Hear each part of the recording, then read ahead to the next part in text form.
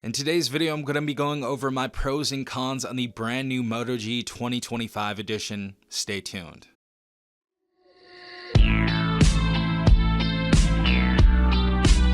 Alright everyone, hopefully you guys are having a good day. Hopefully everyone is safe out there. We have the brand new Moto G 2025 edition right here in the flesh. And I've had this device for a few days now, and I think it's time to give you guys my pros and cons. So starting off with the good stuff about this phone, and the first pro, I'd have to say the charming design of this phone is something that I really do like, and particularly on the back of this device right here. I think it's very, very charming, very elegant, something we really don't see on sub $300 phones, let alone sub $200 phones. So it's beautiful to see that we changed up the style, and not only the style, but the material of the back of this device. And I really do like this pleather or vegan leather back right here, whatever you guys want to call it.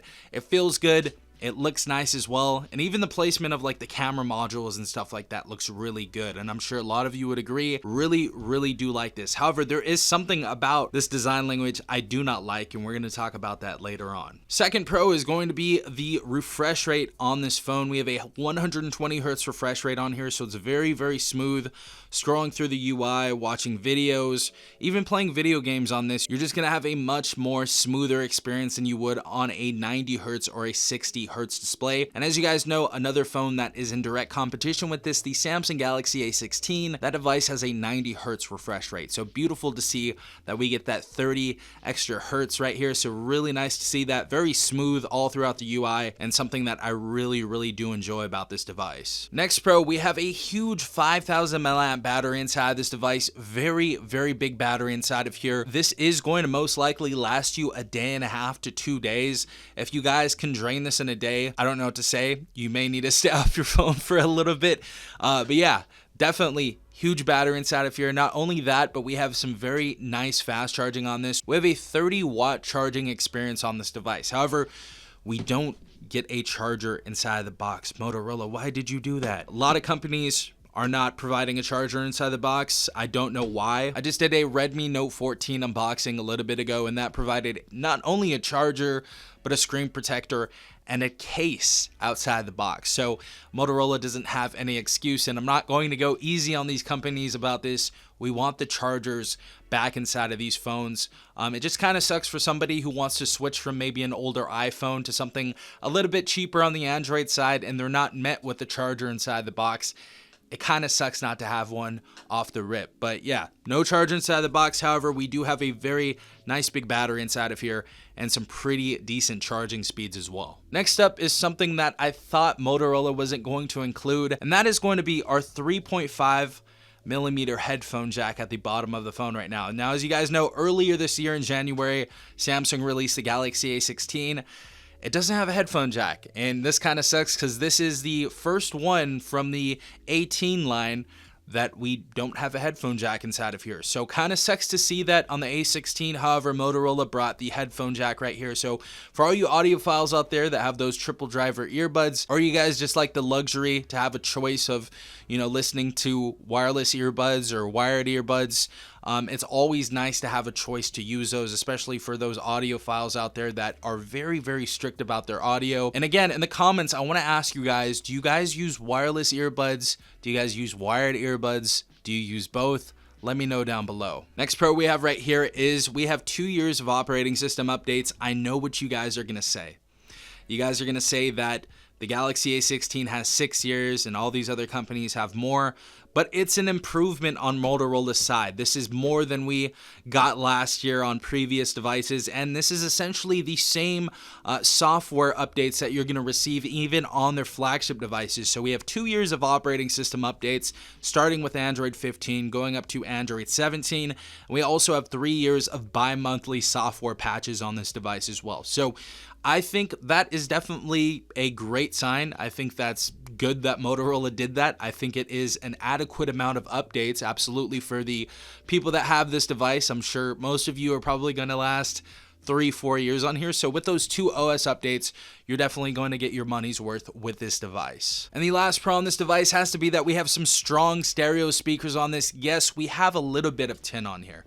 I'm not going to lie. There is a tiny bit on tin on here, but overall I have to say we have some very rich stereo speakers on this. I think most of you are going to be happy for what you get for $200 as far as like the audio goes. And of course, we even have, as you guys see right here, the Dolby Atmos Smart Audio. So you guys can go ahead and turn that on and get a little bit of a better experience with earbuds in and earbuds out. Super excited to see that we have stereo speakers on here, something that we usually do not see on $200 phones. All right, guys, getting into the dreaded cons now, and I'm sure you guys have been waiting for this, and I'm sure you guys know the obvious con about this device. It's going to be, first and foremost, we have an LCD display instead of an AMOLED display. So we don't have crazy punchy colors on here. However, the display is decent for an HD plus display. So this is 720p instead of full HD. Yes, I like the Galaxy A16's display better.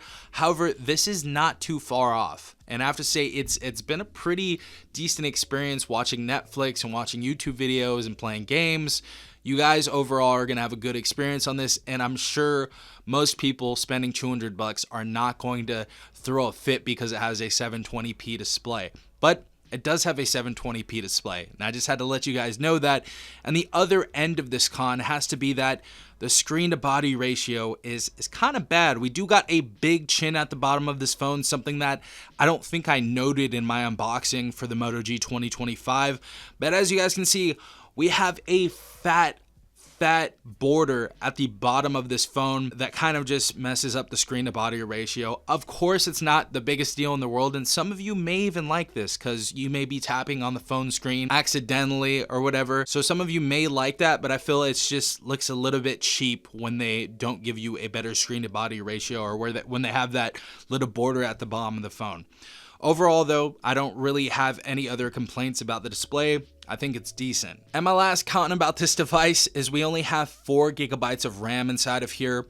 I was hoping for at least 6 gigabytes of RAM. I was thinking they were going to do that, but you can only ask for so much on a $200 phone. I was hoping for 6, though. I know a lot of you wanted 6 as well. This would have been a beast of a phone if they put 6 inside of here. But we have 4, and overall you get a decent experience. I just was hoping for that extra boost of performance from that 2 extra gigabytes of RAM. So overall, those are my only cons on this device. If you guys have any other cons or something you guys should let me know about, let me know in the comments section down below. Again, I'm going to do my full review on this device, and I may or may not find more pros and cons that I'll talk about in the future. But if you guys have your own pros and cons, let me know in the comment section down below. I'd love to hear from you guys. And yeah, if you enjoyed this video, hit the like button, hit the subscribe button, and make sure to hit that notification bell to be notified every time I upload a new video. This has been Safon from TechRight. Peace out, Tech Gang.